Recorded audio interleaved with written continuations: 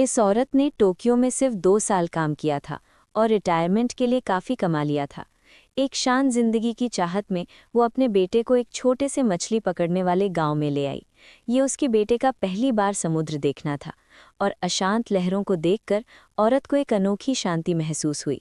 गांव के सभी लोग मछली पकड़कर अपना गुजारा करते थे, जो कड़ाके की ठंड में एक मुश्किल काम था। औरत को एक बिजनेस का मौका दिखा और उसने एक शराब की दुकान खोली।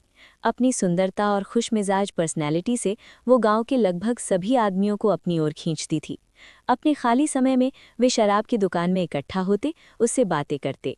वे जो भी कहते वो जवाब देती, जिससे वे बहुत सहज महसूस करते और धीरे धीरे उसकी मुस्कान में खो जाते। सुंदरता और शराब के नशे में सबसे कंजूस आदमी भी सबके लिए ड्रिंक्स खरीदने में अपना सारा पैसा खर्च कर देते थे। यामाई नाम का एक आदमी भी उसकी ओर आकर्षित था और हर बार जब वो मछली पकड़ने से लौटता तो उसके लिए एक बड़ी मछली लाता। जिंदा दिल मछलियों को देखकर औरत को यामाई का अपनापन महसूस हुआ। यहाँ के आदमी बहुत दयालु थे, लेकिन मछुआरों की पत्नियां उससे जलने लगी। अक्सर उसके बारे में गॉसिप करती रहती थीं। किसी ने यामाई की पत्नी को बताया कि उसने खुद यामाई को एक औरत को मछली देते हुए देखा है। पत्नी एक पल के लिए हैरान रह गई, लेकिन आखिर में कुछ नहीं बोली। उस दिन औरत बेसब्री से स्टेशन पर इंतजार कर रही थी, जहां आखिरकार उसे इशिमुरा दिखा, जो उसका एक पुराना कस्टमर था। हालांकि इशिमुरा उसके पुराने कस्टमर्स में से सिर्फ एक था, लेकिन औरत उसे अपना लवर मानती थी और उम्मीद करती थी कि वो उसके और उनके बेटे के साथ रहेगा। इशिमुरा ने बेटे पर कोई रहम नहीं दिखाया। उसे पक्का नहीं था कि बच्चा उसका है या नहीं। औरत को ये भी नहीं पता था कि बेटे का पिता कौन है, लेकिन वो इशिमुरा के लिए एक और बेटा पैदा करने को तैयार थी, बस वो वहीं रहे। सच तो ये है कि इशिमुरा पहले से ही बेघर था और उसके लिए वहीं रहना एकदम सही होता। वो अपना दिन मछुआरों के साथ शराब खाने में शराब पीने और यहाँ तक कि उन्हें जुए में भी ले जाने में बिताता था। यामाई ने देखा कि जो लोग कभी मेहनती थे वे सभी जुए के आदी हो गए थे, इसलिए वो इशिमुरा के पास गया और उससे कहा कि वो जुआ खेलना बंद करे, पूरे मछली पकड़ने वाले गांव को गंदा करना बंद करे। इशिमुरा को कोई फर्क नहीं पड़ा। वो यामाई से बहस करने ही वाला था कि अचानक उसकी नाक में खुजली होने लगी। वो सब कुछ छोड़कर घर में घुस गया, उन चीज़ों को छूना चाहता था जिन्हें उसे नहीं छूना चाहिए था। औरत ने उसे रोकने की कोशिश की, लेकिन वो नहीं माना। खुशकिस्मती से उस औरत ने बहुत समय तक हर तरह की गॉसिप झेली थी और सबके सामने घमंडी रवैया बनाए रखा था और अपना दुख सिर्फ अकेले में ही दिखाती थी। यामाई ने उसे इशिमुरा की परवाह करना बंद करने की सलाह दी। इस तरह की चीज़ों से घिरे लोग बचाए नहीं जा सकते। औरत ने ना तो बहस की और ना ही मानी। उसके जैसे किसी के लिए एक आदमी का मतलब घर होना था, और घर एक लग्जरी थी, कुछ ऐसा जो वो हमेशा से चाहती थी लेकिन कभी पा नहीं सकी। इशिमुरा चला गया था, लेकिन शराब खाने में काम चलता रहा। मछुआरों को पीने के लिए आने की आदत हो गई थी, लेकिन औरत का जोश अब पहले जैसा नहीं रहा। एक दिन वो ठंडी हवा में अकेली चल रही थी और यामाई परेशान होकर उसे घर ले जाने के लिए उसके पीछे पीछे चला गया। औरत ने गुस्से में बर्फ उठाई और उस पर फेंक दी। यामाई समझ गया कि वो उसे दोष दे रही है। उसके दखल की वजह से इशिमुरा चला गया था। इसके अलावा उस औरत का अभी अभी इशिमुरा के बच्चे का मिसकैरेज हुआ था और घर की उसकी इच्छा टूट गई थी। यामाई को उसके लिए और भी बुरा लगने लगा। वो अक्सर उसका साथ देने के लिए शराब खाने जाता था। वे साथ में पीते और बातें करते और धीरे धीरे उनके बीच गहरी भावनाएं होती गईं। यामाई की पत्नी ने अपने पति में बदलाव देखा और शराब खाने में आने से खुद को रोक नहीं पाई।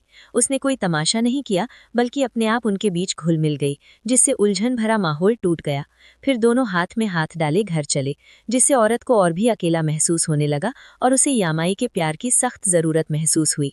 औरत भारी बर्फ में छाता लिए संघर्ष कर रही थी। वो किसी को ढूंढने जा रही थी, कोई जवाब पाने के लिए।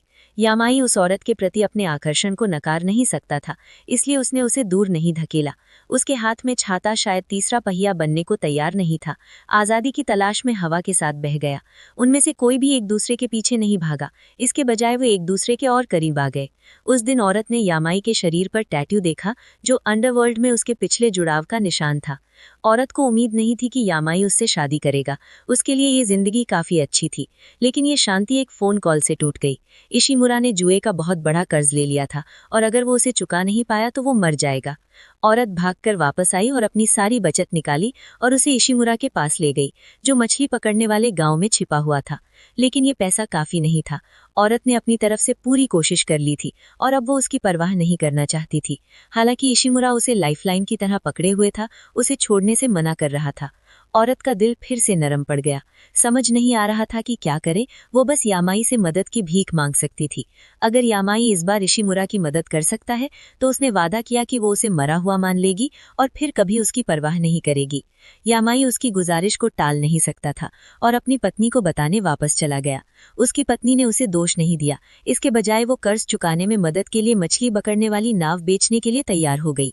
लेकिन यामाई जानता था कि एक जुआरी के लिए कर्ज कभी भी पूरी तरह से चुकाया नहीं जा सकता और उसे ये मामला खुद ही संभालना होगा। इस बार उसकी पत्नी और खुद को रोक नहीं पाई।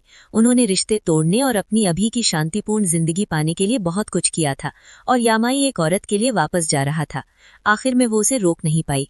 यामाई ने अपना ट्रेंच कोट पहना जो अंडरवर्ल्ड में उसके रुतबे की निशानी थी और अकेले गैंग के गढ़ में चला गया। कई साल दूर रहने के बाद उसका पहले वाला डर कम हो गया था। एक लड़ाई के बाद वो अपने गुर्दों को पहले इशिमुरा को ले जाने के लिए राजी कर लिया। गुर्दों ने यामाई को फिर से इन झंझटों में नहीं पड़ने देने के लिए खुद ही इशिमुरा को मार डाला। यामाई ने उसे दोष नहीं दिया, वो जानता था कि उसके गुर्दों ने ये उसकी भलाई के लिए किया है। घर वापस आकर उसने उसे सच बताया और औरत ने नतीजा मान लिया। उसे अब इशिमुरा की किस्मत की कोई परवाह नहीं थी, उसने बस अपना मन बना लिया था। उसने यामाई से अपने बेटे के खिलौने लाने को कहा और अपने बेटे के साथ शहर वापस जाने के लिए ट्रेन पकड़ने का मौका लिया। जैसे ही ट्रेन चलने लगी उसने यामाई को देखा। क्योंकि यामाई उसके लिए दोबारा क्राइम करने के लिए तैयार था, इसलिए वो अपने जाने के बदले उसकी शांति ले सकती थी। लेकिन उसे उल्टी जैसा महसूस हुआ, वो फिर से प्रेग्नेंट थी। बच्चा यामाई का था या इशिमुरा का, इससे कोई फर्क नहीं पड़ता, वो अभी भी उसका बच्चा था।